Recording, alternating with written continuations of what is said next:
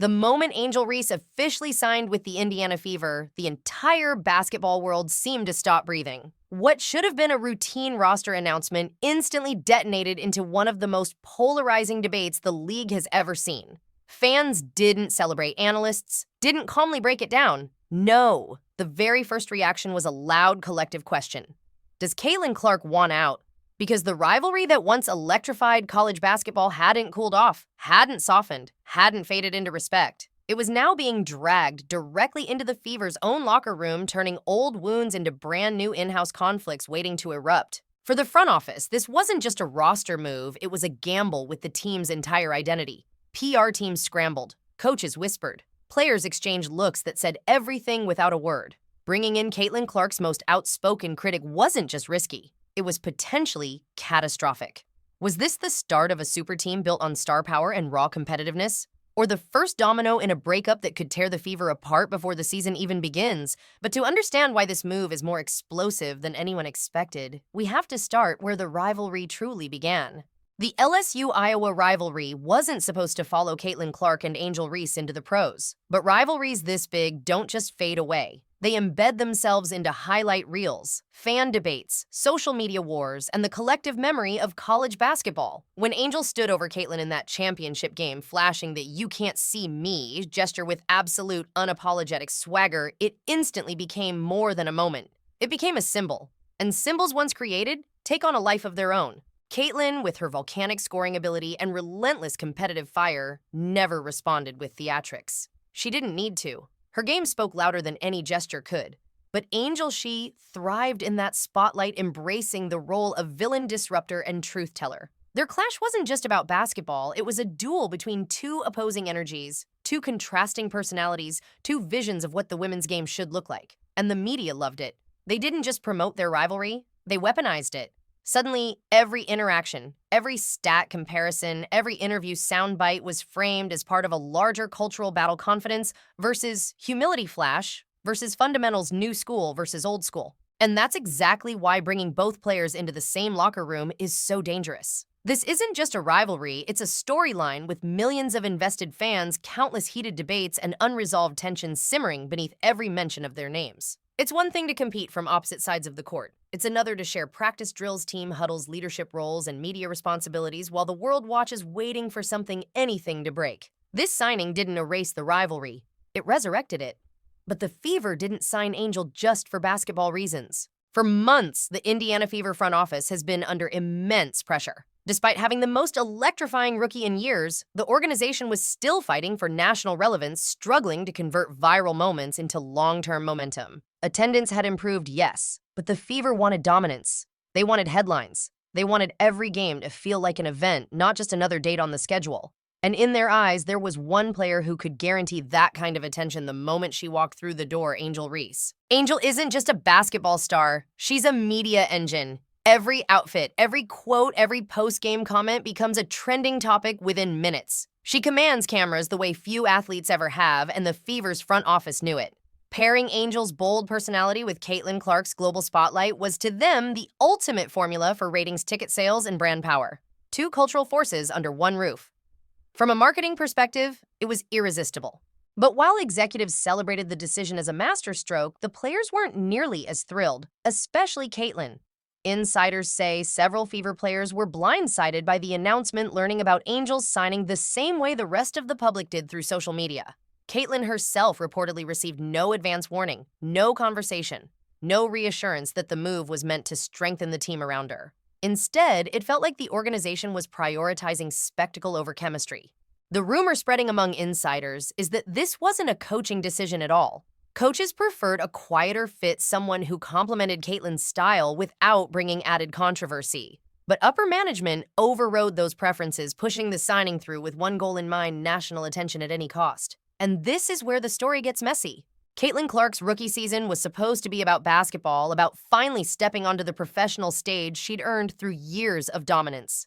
Instead, it became a non-stop storm she had no control over. From the moment she entered the league, she was hit with relentless physical targeting opponents, testing her toughness with elbows, body checks, and full court pressure every night.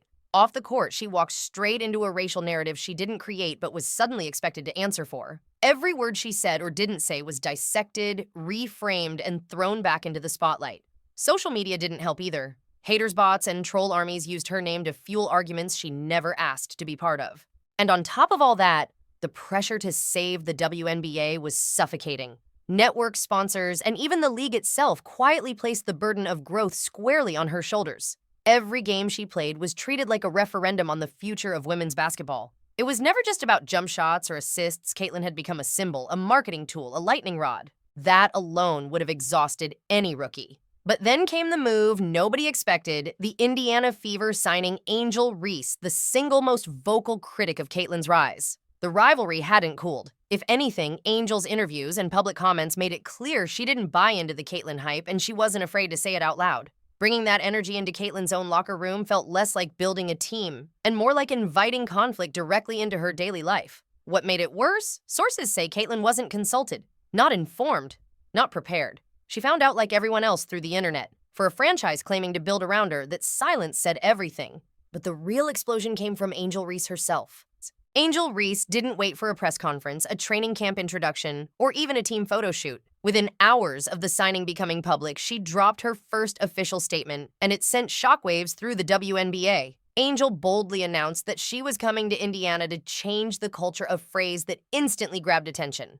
On the surface, it sounded like confidence. But to fans who lived through the LSU-Iowa rivalry, it felt like a warning. Culture change. From what exactly and directed at whom? Then came the subtle jabs, the kind Angel is famous for. Without naming Caitlin, she referenced players who get privilege without putting in the same work and media narratives built to protect certain stars. Fans didn't need names. They connected the dots immediately. Once again, Angel had reignited the rivalry without ever saying Caitlin's name. The internet erupted. Debates exploded. Analysts dove into every syllable, every pause, every eyebrow raise. To Caitlin's supporters, this wasn't confidence, it was an attack. To Angel's fans, it was truth-telling. And to the Indiana Fever front office, it was a disaster already unfolding in real time. Behind the scenes, the mood inside the organization shifted from excitement to panic. Executives had hoped for a clean rollout, a super team narrative, a splashy media moment showcasing unity. Instead, Angel's comments reopened every wound, every argument, every cultural divide the team desperately hoped to avoid. PR staff scrambled to soften the message. Coaches privately worried about chemistry. Even team veterans anxiously whispered about what this means for Caitlin. Angel had arrived, and she had made it very clear she wasn't here to blend in. But the locker room situation is even worse. The moment Angel Reese stepped into the Indiana Fever locker room, the atmosphere shifted. It wasn't loud or dramatic. No shouting, no confrontations. But the tension was unmistakable. Players naturally drifted into two groups, those excited about Angel's arrival and the buzz it would bring, and those who worried this was the start of non-stop drama. Whispers spread faster than greetings. Phones buzzed with messages from friends, media contacts, former teammates asking the same question: how's Caitlin handling this? Veteran players felt the unease immediately. They'd spent years trying to build chemistry, trying to stay focused on basketball instead of headlines.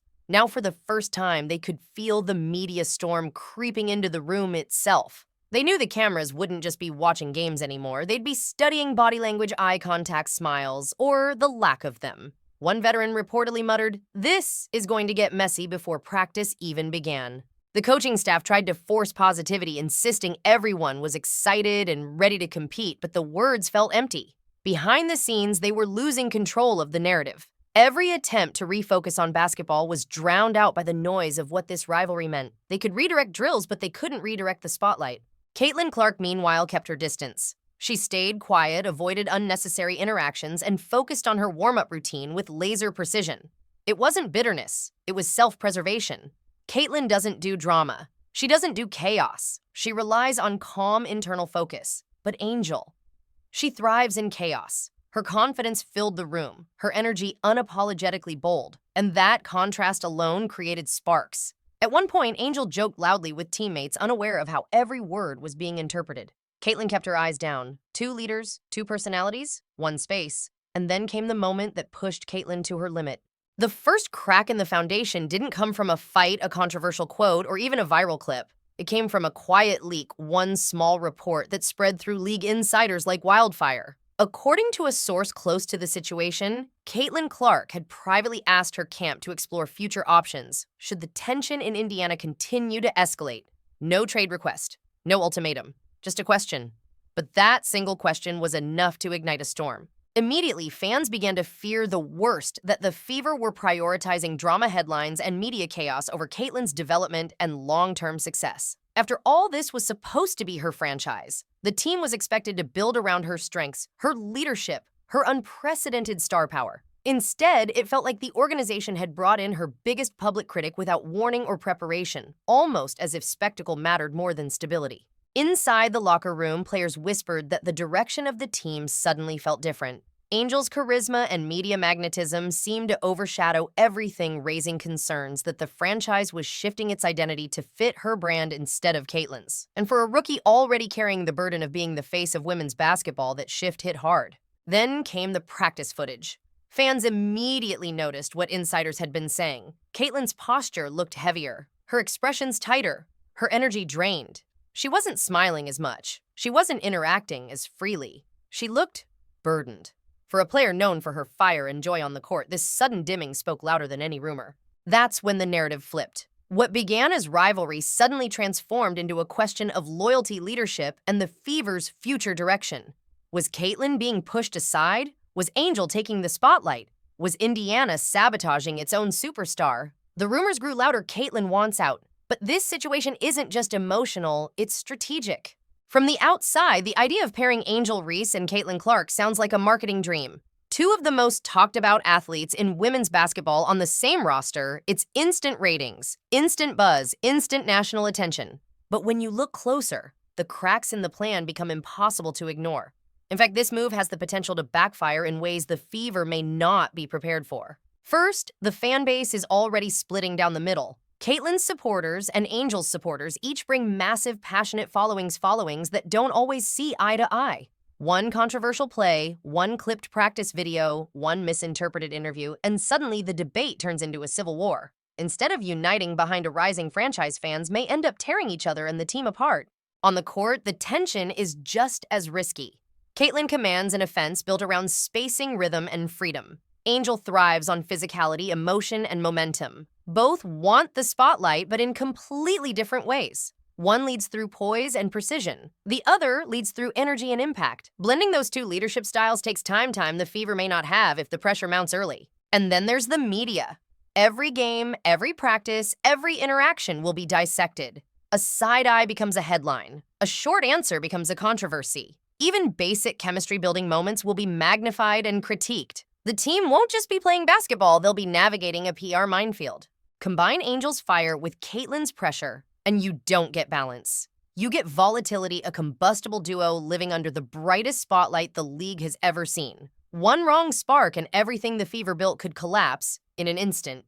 So what happens next? That depends on how far Caitlin is willing to go. The pressure surrounding Caitlin Clark has reached a point where every decision she makes could alter the future of the franchise and maybe even the entire league. According to insiders, she now has several paths in front of her, each with massive consequences. The first option is the most dramatic push for roster changes. While it's extremely rare for a rookie to influence personnel moves, Caitlin isn't a typical rookie. She's the most valuable face in the WNBA. If she wanted Angel Reese gone or wanted the front office to restructure the roster around her, some insiders believe the Fever would at least listen. It's unlikely, but not impossible. The second option is the nuclear one, requesting a trade. This would be a media earthquake unlike anything the WNBA has experienced. Analysts agree that such a move would redefine player power in the league, but it would also send a message that Caitlin refuses to be part of an environment built on chaos instead of growth. Teams across the league would immediately line up for her, but the backlash toward the Fever would be severe and lasting. Her third option is the quiet path. Finish the season, fulfill contractual obligations, and walk away the moment she's eligible. No drama, no headlines, just a clean exit after giving the organization a chance to figure itself out. This would allow her to protect her brand while distancing herself from unnecessary conflict. And then there's the fourth option, stay and try to rebuild chemistry with Angel. Try to form a super duo against all odds. Try to turn rivalry into partnership. But insiders close to the situation insist the tension may already be too deep, the personalities too different, the wounds too recent. Which brings us to the biggest question of all. The story of the Indiana Fever has spiraled from a simple rivalry into a franchise-shaking crisis. What began with LSU versus Iowa Fire carried into the pros, only to reignite the moment Angel Reese signed with the team. That single move turned old tension into new conflict, dividing players, fans, and even the front office. From there, the situation only escalated. Locker room unease leaked reports about Caitlin's frustration, whispers of trade possibilities, and growing concern that the franchise was prioritizing spectacle over stability. Every new development painted a clearer picture. Caitlin Clark, once seen as the foundation of the Fever's future, now seemed uncertain about whether that future still included Indiana. The Fever now stand at a crossroads. With two of the biggest stars in the sport under one roof, they have the rare opportunity to build a powerhouse. Yet they're equally close to collapsing under the weight of clashing personalities, external pressure, and a media frenzy that never turns off. It's a delicate balance between superstardom and self-destruction, and one wrong decision could push them permanently in the wrong direction. So now the question becomes unavoidable. Is this the start of a legendary duo, or the moment Caitlin Clark finally walks away?